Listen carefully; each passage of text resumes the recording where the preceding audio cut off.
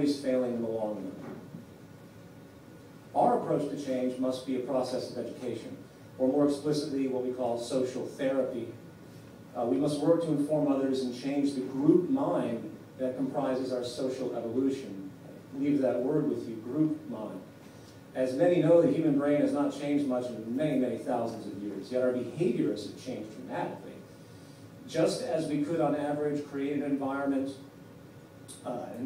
condition that would produce a person to be, say, a headhunter in the Amazon jungle, violently enraged, overthrowing his opposition as it comes to be, operating from primitive instincts that are illuminated by the surrounding culture, sacrificing life to other gods. We could just as easily create conditions where a person can become a peaceful, literate, PhD, humanitarian scientist working to solve problems and help others in an altruistic way. So we must not only change our personal minds, but we must change this group mind and its path of evolution. The Zeitgeist Movement is, at the core, an awareness-changing organization working to redefine culture itself. We can only do this through mass projects to influence and spread information.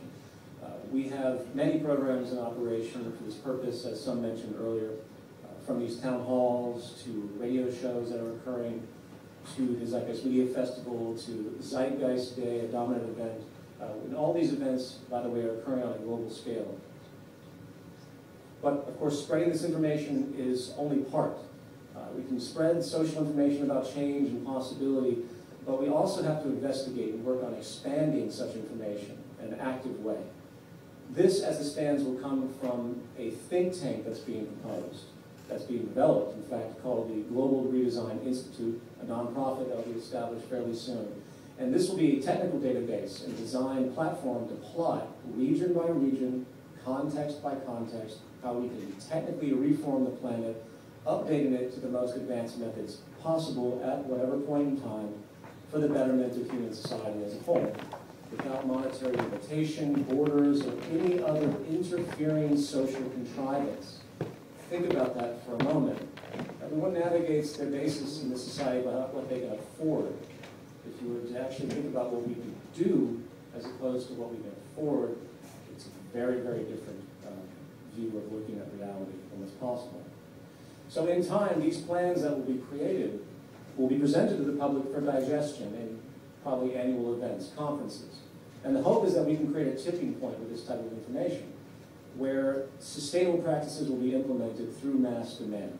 And of course, this is simply built into all the other awareness campaigns that we're working with as well, as previously mentioned.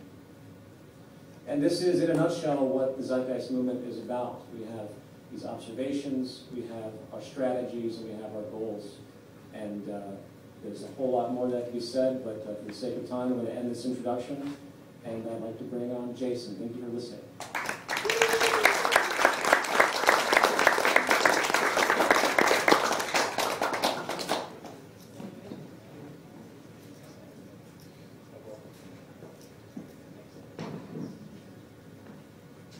Hi everyone, thanks for bearing with us. Had a few technical difficulties getting things rolling. And for people watching the webcast tonight, I want to apologize in advance for the advertisements. It's a free service, and it's really expensive to erase the ad, so if you have to log back in and get hit with another car ad for 30 seconds, I apologize in advance. We'll try and sort this out as we go on with the ad-free service. So, anyway. And for all of you here, you're missing out on the advertisements. Okay. My name's Jason Lord. I'm the California chapter coordinator for the Zeitgeist Movement. Volunteering my time to help this social direction for almost a couple of years now. And tonight I've thrown together, I want to talk about economic inequality and the impact on our social health. I will do my best to try to condense this down so we get to your Q&A. I'm not feature too much information all at once. So, one of the foundational hierarchies we're subject to is our use of a monetary system. This can be seen as the foundation of social organization that is dominant in the world today. The use of monetized debt, also known as money, as our agreed-upon medium of exchange, is the means by which we use to access the resources that we need. In addition, the necessity for profit creates many unwanted outcomes for our health and our well-being because now they are secondary to monetary gain. So now I want to take a look at some health research from a few individuals whose work is respected in the fields of sociology, medicine, and behavioral science. Much of this information deals with associations between our mental and our physical health, our levels of stress, and socioeconomic status. I want to talk about how this social stratification has a significant negative impact on our well-being. Economic inequality, also known as the difference in a person's wealth or income throughout the socioeconomic pyramid. These differences of income within an economically affluent yet stratified society is going to lead us to discovering some root causes of disease and illness experienced within the population.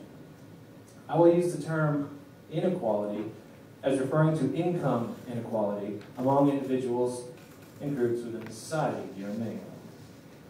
This inequality also manifests itself as unequal access to life-ground needs such as food, clean air, water, shelter, education, and nutrition. Human beings have lived in every kind of society, which include egalitarian hunting and gathering societies, on one hand, to the most brutal of dictatorships. Evidence shows that our early human ancestors, which predate the Neolithic, been practicing that one for a while, Neolithic revolution of nearly 10,000 years ago,